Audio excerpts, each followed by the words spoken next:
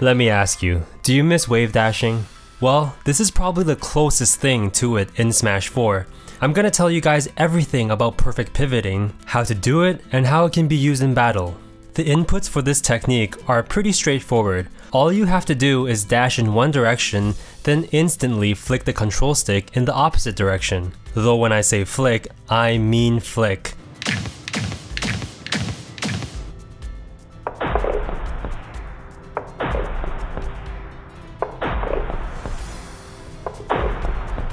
When you first try this, you might accidentally do an on-spot dash. This means your flick in the opposite direction is held for too long. It'll definitely take some practice, but once you get the timing down, it'll become second nature. Okay, so now that you know how to do it, what can you do with it? Well, perfect pivoting by itself can already be a good spacing and mind game tool, but the best use for it in my opinion is definitely combining it with an attack. Perfect pivoting into jabs can be a safe and quick way to catch incoming opponents. If you change your C-stick to tilt instead of smash attacks, you'll even be able to perfect pivot into tilts, essentially sliding tilts. Same goes for smash attacks. The effect is very similar to wave dashing into attacks in Melee. Aside from giving you an upper hand with your spacing game, there are many more situations where you can use this tech, such as punishing out of shield. Even if their attack normally pushes you too far away, with perfect pivoting you'll be able to slide back in with an attack. Return to your original position.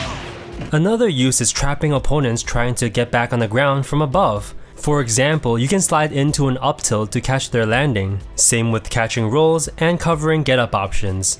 Another interesting use is perfect pivoting into back airs. Normally, you'd have to dash, turn around, then throw out the move. Now you have a faster alternative. So far so good, right? Well, I'm not done. There's perfect pivot grabbing, which is a much faster version of reverse grabbing. And of course, special moves can be used with this tech as well.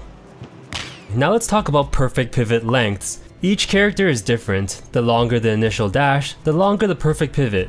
To be accurate, I used the squares on the side of the Omega version of Windy Hill Zone to measure through a fixed camera view. For example, the longest perfect pivot will be Captain Falcon's at 6 squares, and the shortest will be Jigglypuff's at 2 squares. Anyways, here are the perfect pivot lengths for every character. I left a full list in the description, so check that out if you want. Everything I've said works on the 3DS as well, except there's no C-stick, so you won't be able to buffer a smash attack or a tilt. Alright, I think I've covered everything that I wanted to talk about, and I urge you guys to experiment more with perfect pivoting, cause I think if mastered, it can really change the metagame. With that said, thank you so much for watching. I got another really useful tutorial in the works. Please look forward to that, and I'll see you next time. Release the circle pad, then press B or whatever your special is mapped to, and immediately hit the circle pad in the opposite direction. Step